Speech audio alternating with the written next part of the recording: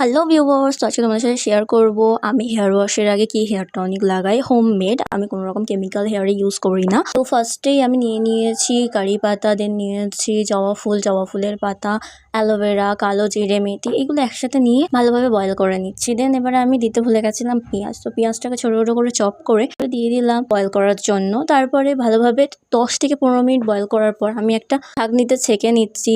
এবার এটা যেহেতু অনেকেই গরম, অনেকক্ষণ ধরে ফুটানো হয়েছে, তো এটাকে আমি এখন ঠান্ডা হতে দেব।